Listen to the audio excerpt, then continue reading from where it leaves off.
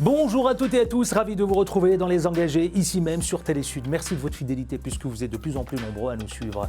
Les Engagés, vous savez, c'est toutes celles et ceux qui portent des causes mais aussi des combats. Alors notre invité, aujourd'hui dans Les Engagés, il est, attention, accrochez-vous bien, entrepreneur social, conseiller au CESE et il a fondé Mosaïque RH. On va en parler, c'est notre invité.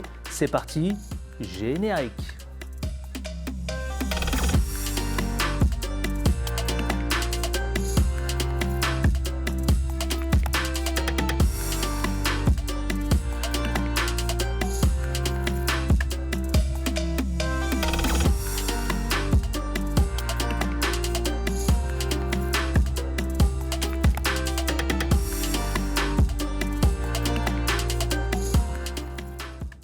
C'est parti. Eh bien, le voici, le voilà. Saïd Hamouche. Saïd Hamouche, c'est, vous savez, le fondateur et président de la Fondation Mosaïque. Saïd Hamouche, c'est un honneur de vous recevoir ici dans Les Engagés. Comment ça va? Très bien, merci pour votre invitation, Adil. Oui, tout va bien? Ouais, super. On fait une fin d'année tranquille. Fin d'année tranquille. Vous fondez la première fondation reconnue d'utilité publique. Oui. Ça veut dire quoi? Alors en fait, ça veut dire que d'abord, ça s'inscrit dans un temps d'expérience cumulée. On a d'abord créé un cabinet de recrutement spécialisé dans la promotion en fait, des jeunes diplômés issus des quartiers populaires. Donc on a fait tout un travail de valorisation, d'identification et de promotion auprès des recruteurs.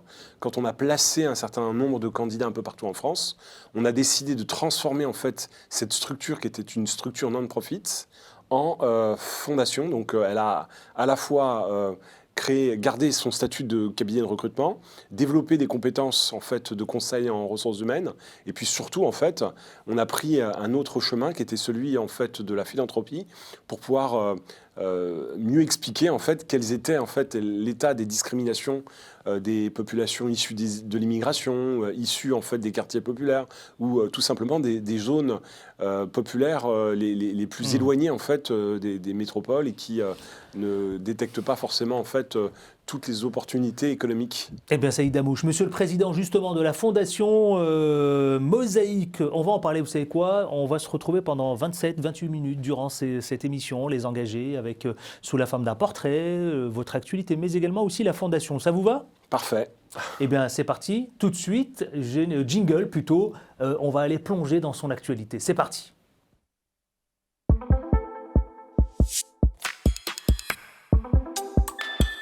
Tuto, je te vois. Monsieur le Président, vous savez, il y a une phrase que j'aime beaucoup. Si on n'est pas une économie qui inclut, alors on est une société qui exclut. C'est qui ça? Absolument. Bah, c'est vous? nous. Ouais, c'est vous, le monsieur le Président de la Fondation Mosaïque. Absolument. J'aime beaucoup cette phrase. Oui, elle est très parlante, je trouve. Il y a beaucoup de gens qui ne savent pas pourquoi on parle d'inclusion. Moi, je pense qu'à une époque, on parlait d'antiracisme. À une autre époque, on a parlé de lutte contre les discriminations. Aujourd'hui, je pense que l'enjeu, c'est plus l'intégration, c'est une politique d'inclusion. Comment on fait pour faire en sorte de connecter en fait ceux qui ont envie de travailler, ceux qui ont des diplômes, des qualifications, ceux qui ont un savoir-faire particulier, comment on les connecte au monde économique, comment on leur permet soit de monter des entreprises et de les accélérer, ou être reconnus en tant que salariés à part entière au regard de leurs compétences. Et aujourd'hui, malheureusement, il y a une partie de la population qui est discriminée à l'accès au financement, à l'accès au travail. Et ça, c'est pas normal, il y a une vraie injustice. Et donc, on peut continuer en fait à considérer que cette injustice, on ne peut pas la combattre et on la subit, mais on peut aussi à un moment donné imaginer des solutions, essayer d'être force de proposition pour que notre société soit un peu plus égalitaire. Et justement, Monsieur le Président, vous avez décidé, puisque vous parlez d'injustice, vous parlez de discrimination, de remettre évidemment ce sommet de l'inclusion, une seconde édition, parce que, rappelons-le quand même, il y a eu un premier succès, une première édition qui a rencontré un vif succès. Avec ce vif succès, vous avez décidé de réinscrire une seconde édition. Voilà, pour nous, c'est très important de se rendre compte que, en fait, la mécanique, les solutions existent. Il y a plein de solutions aujourd'hui qui permettent de lutter contre les discriminations et de favoriser la diversité dans des entreprises ou intégrer en fait les investisseurs et les financeurs dans des dynamiques d'inclusion économique. Ça, c'est clair, il y a plein de choses qui marchent. En revanche, il y a peu de gens qui le savent. Et pour nous, c'était très important, en fait, au ministère de l'économie, parce que je pense que c'est bien d'avoir des politiques sociales en France, mais c'est aussi très important que les politiques économiques soient des politiques économiques inclusives et faire en sorte de réunir au ministère de l'économie, des associations de qualité qui agissent avec impact, des médias qui s'intéressent à ces questions-là, des décideurs économiques à tout niveau. Ça va du chargé de recrutement au DG ou au président d'une entreprise. Il y avait une vingtaine de CEO lors de ce mouvement, lors de cette deuxième édition. Et puis surtout, en fait, des jeunes talents qui ne cherchent qu'à démontrer en fait qu'ils peuvent s'inscrire dans des dynamiques de réussite. Et faire en sorte que cet écosystème soit réuni de 8h30 à 20h pour pouvoir parler solutions, montrer en fait les compétences. Dernier, hein. Exactement. Et bien ça, c'était important de le faire parce qu'on a besoin aujourd'hui d'éduquer les citoyens, changer les repères et déconstruire en fait cette image négative qui est colportée en fait sur ces populations. Et Monsieur le Président, ça a tellement eu un succès, ça vous a un peu dépassé. Le chef de l'État, Emmanuel Macron, vous a fait une petite vidéo où il vous invite désormais à une 3e édition et que on le sait, hein, d'ores et déjà, ça va se passer à l'Élysée. Oui, on a eu, vous confirmez on a eu une merveilleuse proposition en fait, de la part du président de la République qui a eu écho en fait, de ce qui s'était passé. On a eu plus de 10 000 inscrits sur un sujet qui n'est pas un sujet qui est forcément fédérateur tout de suite.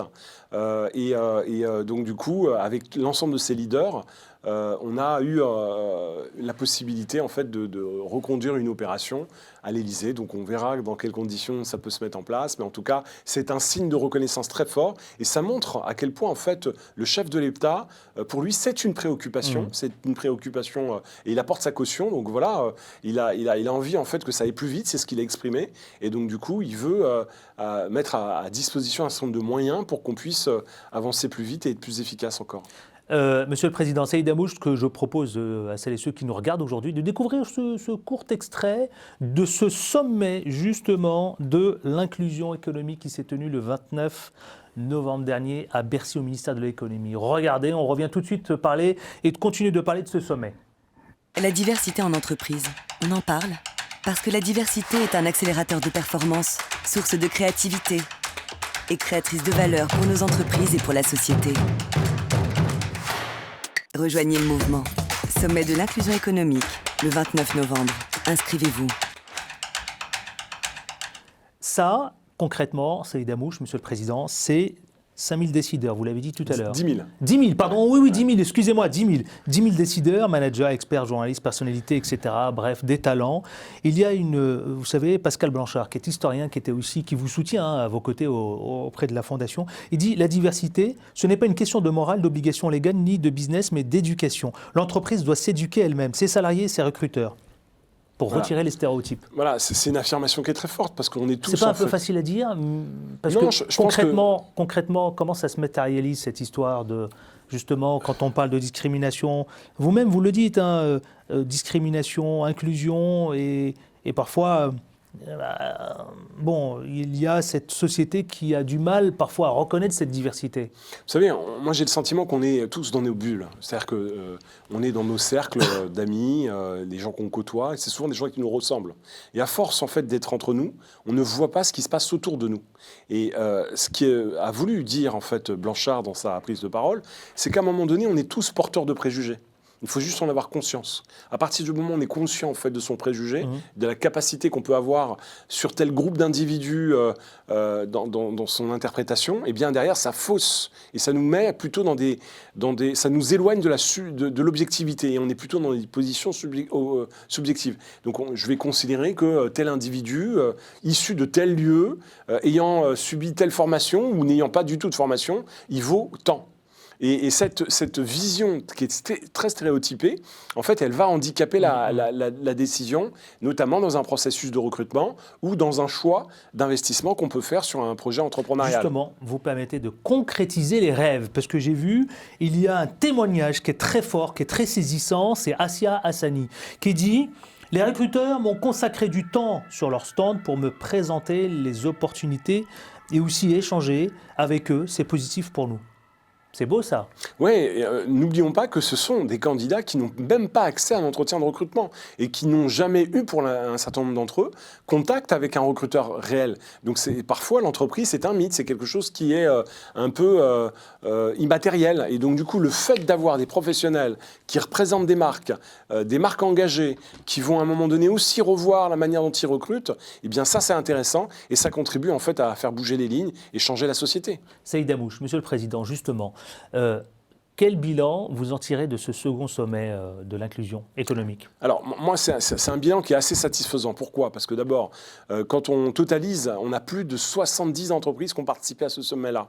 Quand on voit ces entreprises qui ont embarqué à haut niveau, on a eu, par exemple, le directeur général, le CEO d'Adidas, on a eu des entreprises industrielles, on a eu des entreprises du service, on a eu le patron de Deloitte, par exemple, qui nous a raconté, en fait, son parcours individuel. Et en fait, quand il raconte son parcours, c'est bluffant, puisque c'était un étudiant boursier issu de l'immigration italienne qui accède aujourd'hui à un haut niveau, en fait, dans une entreprise de conseil qui est plutôt, en fait, fermée. Il n'y a pas plus fermé que les entreprises de conseil aujourd'hui en France, malheureusement. Et ben, lui, il s'engage et il décide, en fait, d'aller plus loin et de pousser son entreprise d'aller plus loin. Et quand on fait la somme de tous ses collaborateurs qui sont représentés par les entreprises, on est à plus de 7,5% en fait des collaborateurs formés. Et donc ça, c'est un autre cap. C'est-à-dire qu'à un moment donné, quand on lançait le cabinet de recrutement Mosaïque RH il y a quelques années, on faisait des recrutements par-ci par-là, on était content et on voyait que ça marchait. Aujourd'hui, on est capable d'avoir une influence sur plus de 7,5% en fait de la population active en France. Et vous savez, il y a une statistique qui est très intéressante à analyser et qui dit qu'à partir du moment où on arrive à toucher 10% de la population active, 10% eh bien on change le système. On a suffisamment en fait de surface pour pouvoir créer en fait un mouvement d'évolution positive sur ces questions-là. Donc on n'est pas très loin. Donc nous on pense qu'à un moment donné, tous ces efforts qui ont été investis depuis 15 ans vont rapporter beaucoup d'impact par rapport à la cause. Donc vous contribuez à faire évoluer les mentalités. Donc on est un vecteur qui permet effectivement de faire évoluer les mentalités, parce qu'il y a d'autres initiatives et il y a d'autres acteurs de qualité. Vous parlez rarement de vous, Monsieur le Président. Vous, perso, ce qui vous anime, ce qui est en vous, ce qui provoque justement ce combat. Eh bien, on va tâcher de mieux le connaître. Ça vous va? Avec plaisir. Allons-y. Jingle tout de suite. Portrait.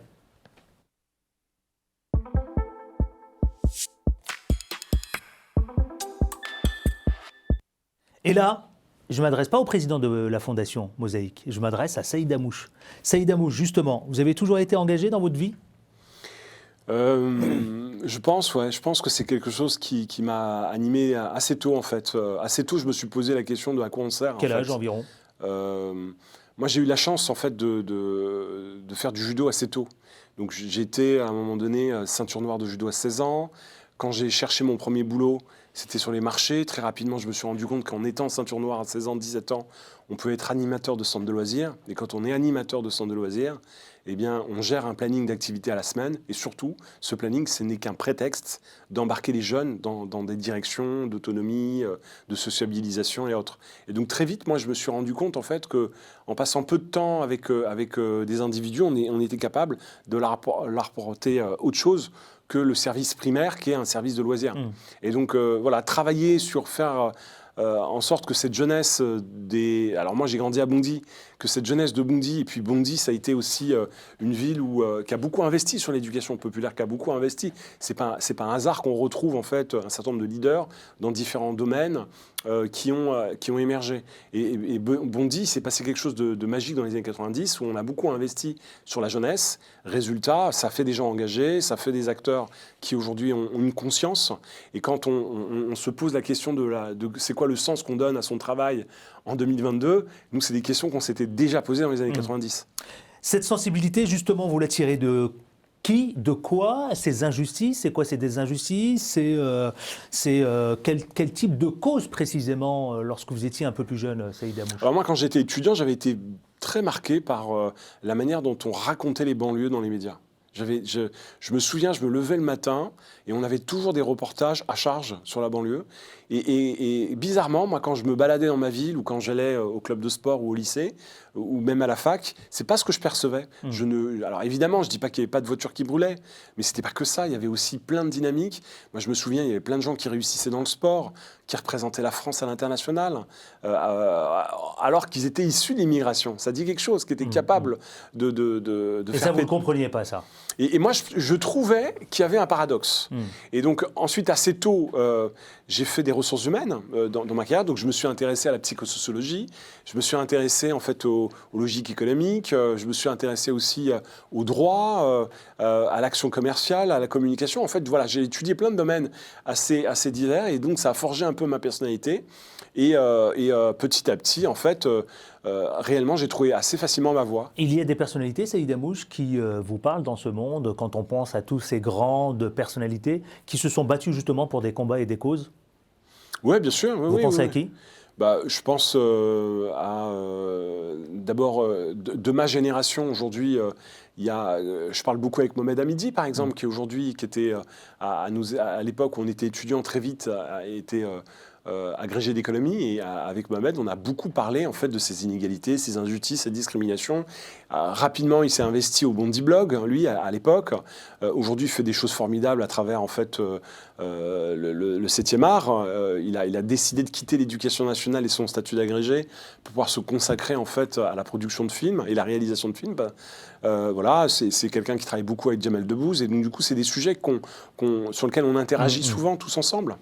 Je vais finir absolument donc en brossant votre portrait, puisque Mosaïque RH a été élu, et vous pouvez en être fier, entreprise sociale de l'année, par justement le jury des trophées de la Tribune, et Jacques Attali notamment. On a eu un certain nombre de... Alors pourquoi en fait on a été reconnu? Parce que c'est très important de le comprendre, ça. C'est-à-dire que nous, on n'a pas attendu d'avoir des subventions publiques pour pouvoir lutter contre les discriminations à l'emploi. On n'a pas attendu d'avoir la caution en fait, d'un leader politique pour pouvoir nous dire il faut aller dans cette direction-là. On s'est dit, on est parti en fait de cette notion de charte de la diversité en France, et on s'est dit s'il y a des entreprises qui signent des chartes, alors c'est elles qu'il faut aller voir pour pouvoir leur présenter les gens qui sont dans nos réseaux et qui n'ont pas accès à des entretiens, alors qu'on est sûr que ce sont des talents. Et donc toute l'histoire est partie de là. Et très vite, on s'est dit, on ne va pas attendre des subventions. En revanche, on a besoin de moyens. Eh bien, soit on monte une boîte et on va chercher des capitaux, soit on vend des prestations en flux important. Et plus on aura de recettes, plus on sera capable de financer notre développement. Saïd Amouche, aussi, vous avez été distingué par le réseau international Ashoka, l'une des cinq ONG les plus influentes au monde. Ouais, j'ai eu la chance en fait d'intéresser sur la base de cette réflexion, sur la base des premiers résultats de notre modèle Mosaïque RH, et donc du coup avec un esprit plutôt anglo-saxon, ils ont décidé d'investir en philanthropie, et donc j'ai eu une bourse en fait pendant 5 ans. Qui m'a permis en fait d'abord d'être connecté à des décideurs économiques. C'est comme ça que j'ai commencé à enrichir mon réseau. Il ne faut pas oublier qu'en grandissant en Seine-Saint-Denis et avec des origines sociales modestes, on n'est pas tellement connecté avec le monde économique. Et là, j'ai commencé petit à petit à rencontrer des patrons de boîte, des dirigeants d'entreprise, des investisseurs qui se posaient la question du sens qu'ils pouvaient jouer dans la société, et surtout comment ils pouvaient soutenir des entrepreneurs sociaux comme nous. D'une phrase, Saïd Amouche, vous avez été décoré chevalier dans l'Ordre national du mérite. Vous la dédiez à qui? Benoît Hamon. C'est Benoît Hamon, lorsqu'il était ministre de l'économie, ministre de l'économie sociale et solidaire, qui avait regardé notre modèle, qui avait décidé en fait de nous soutenir, de nous accompagner. D'ailleurs, on a créé en fait une expérience digitale de Mosaïque Talent. Ça a été le premier à croire dans un modèle digital. Et aujourd'hui, il faut savoir que le cabinet de recrutement a sa propre plateforme qui s'appelle mosaïquetalent.com. Vous la dédiez à qui? À vos parents, à vos amis, à vos Alors oui, c'est grâce évidemment à Benoît Hamon qui avait détecté, mais c'est surtout en fait le fruit en fait effectivement d'une famille de parents en fait qui ont été très investis, très regardants sur l'éducation, et qui nous ont permis de grandir positivement. Qu'est-ce que c'est passionnant avec Saïd Amouche. Justement, nous allons nous intéresser à la fondation Mosaïque RH. Tout de suite, jingle, c'est parti.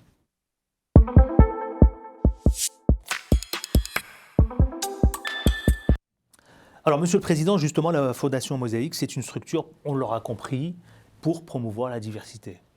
C'est ça. Absolument, et d'une manière plus globale, l'inclusion économique.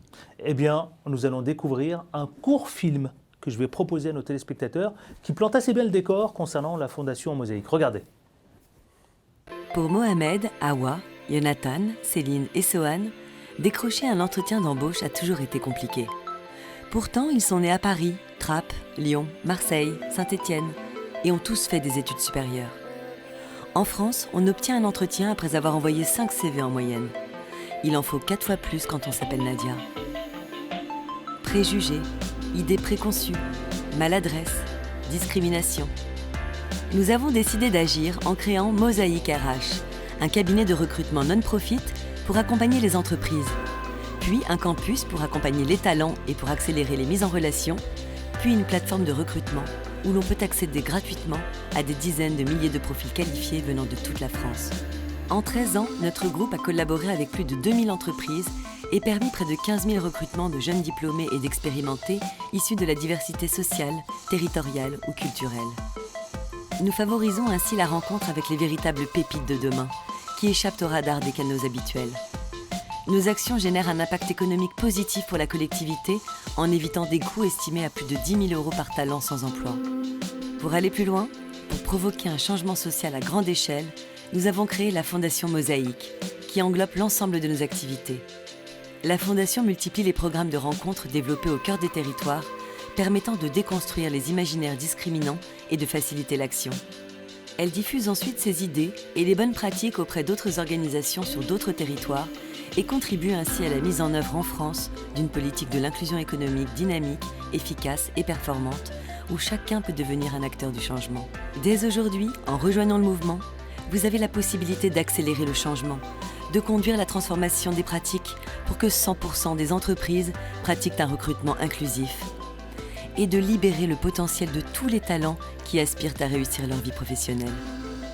Au sein de la Fondation Mosaïque, et comme vous d'ailleurs, nous pensons que Mohamed, Hawa, Jonathan, Céline ou Sohan ont plus que leur place dans votre entreprise, que la question de la diversité ne devrait pas se poser et qu'elle est au contraire source de richesse et de performance.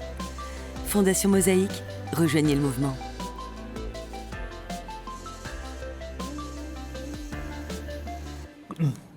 Monsieur le Président, quand on voit ce film, ce court film qui parle bien de la Fondation Mosaïque, on voit bien quand même qu'il y a une difficulté. C'est justement quand ça nous paraît presque banal. Mais pourquoi ça bloque? Pour quelles raisons aujourd'hui, en 2022, bientôt 2023? Quelles sont les raisons pour lesquelles, est-ce que vous avez des raisons pour lesquelles, ou une explication pour lesquelles, eh bien, ça bloque encore?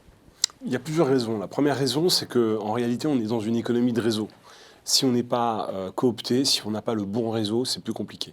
La deuxième raison, c'est on a formé en masse des individus qui prennent des décisions aujourd'hui sur des mêmes moules. Et donc, on a fait la chasse, en fait, à la différence. Et donc, à partir du moment où on est plutôt dans une approche professionnelle, eh bien, c'est compliqué, en fait, d'aller chercher la différence, de laisser l'espace à la créativité. Pour aller vite, il fallait des clones. Et pour trouver des clones, on allait dans les mêmes écoles qui avaient le même cursus de formation. Et donc, ça a permis effectivement de gagner beaucoup d'argent très vite. Mais à un moment donné, on a asséché en fait la créativité et l'innovation. Et c'est pour ça aujourd'hui que je pense que la performance économique française, elle a eu des problèmes. On parle aussi de perte de compétitivité et de croissance. Je pense que c'est parce qu'on n'a pas su justement booster la diversité. Donc ça, c'est le deuxième. Et la troisième raison, c'est les politiques publiques. En fait, elles ont souvent en fait été en décalage par rapport à la réalité. Moi, je pense que c'est très important d'avoir une politique d'intégration, c'est très important d'avoir une politique sociale, mais si derrière, on ne pense que par un prisme social, on passe à côté en fait de choses qui peuvent être créées avec les entreprises, qui peuvent être créées avec les entreprises au bénéfice de la collectivité. Et c'est ça, une politique d'inclusion économique. C'est là-dessus qu'on a travaillé. Donc ça ne vient pas effacer ce qu'on doit faire. On voit bien qu'aujourd'hui, quand on voit la France qui rencontre en fait le Maroc en demi-finale, eh bien, en réalité, c'est ni plus ni moins le fruit de l'intégration de la France. Et en fait, quelque part, c'est la France qui parle à elle-même quand on voit en fait cet entraîneur qui tire. Et donc, on a gagné 2 fois. Et qui tire en fait l'équipe marocaine très haut haut jusqu'en demi-finale. Eh bien, ça, c'est les bénéfices d'une politique d'intégration réussie. Mais derrière, on ne va pas se contenter à jouer au foot. On doit aussi prendre notre part dans l'économie française. Et c'est pour ça qu'à côté de ça, il nous faut une politique d'inclusion où on accompagne les investisseurs, on accompagne les banques, on accompagne les recruteurs sur ces questions-là. Mosaïque RH, la fondation en quelques chiffres, fondée en 2008. Fondée en 2008, oui. Alors, quelques chiffres. Candidats recrutés, c'est bien 50 000 ? Alors, on est à plus de 50 000 aujourd'hui de candidats accompagnés depuis la création. Jeunes, en moyenne, hein, vous me dites en pourcentage recrutés chaque année, c'est quoi, c'est 80%? On fait 2000 recrutements par an aujourd'hui. 2000, ouais, c'est énorme. Par an. Ouais, 2000 ouais. Ah oui, là, on va atterrir à un peu plus de 2000, je pense, j'espère, en tout cas, sur l'exercice. Combien de candidats et de professionnels accompagnés? Alors, quand on voit le sommet de l'inclusion économique, on considère qu'à partir du moment où ils se connectent, rien que sur la partie du mouvement, le sommet, c'est plus de 10 000. Plus de Donc 10 000. on a des masses qui commencent à devenir intéressantes. Les entreprises du CAC 40 qui vous accompagnent, à combien peut-on les chiffrer aujourd'hui? Plus de 80% des entreprises du CAC 40 sont passées par nos services. Donc il reste 20%. Il reste 20%. Et puis surtout, ce qu'on voudrait, il n'y a pas que le CAC 40, il y a aussi des boîtes du CAC 40 qui ne recrutent pas. Donc on veut travailler avec les entreprises qui sont le plus actives en matière de recrutement. Quel est l'enjeu de société majeure qui vous attend dans les prochains mois pour la Fondation Mosaïque? Je pense qu'aujourd'hui, Monsieur le Président, l'enjeu majeur, c'est de faire en sorte que le recrutement inclusif soit une norme. dans les prochains mois? Dans les prochains mois, absolument. Une norme. Ça veut dire qu'il faut former les collaborateurs, il faut faire des diagnostics. Pour y parvenir, à qui doit-on s'adresser, juste là? Alors, moi, je pense que maintenant, la tactique, c'est de dire c'est plus un seul opérateur de tout faire. On doit plutôt être dans un rôle d'orchestrateur et de travailler avec des réseaux de cabinets de recrutement, des réseaux associatifs pour pouvoir créer des coalitions. Et on a d'ailleurs créé la coalition de l'ascenseur. L'ascenseur, c'est un lieu physique, place de la Bastille, qui fait plus de 4000 m² qu'on a investi avec 20 acteurs de l'égalité des chances. Et donc, en travaillant ensemble, eh bien, on est beaucoup plus fort dans les réponses qu'on peut apporter.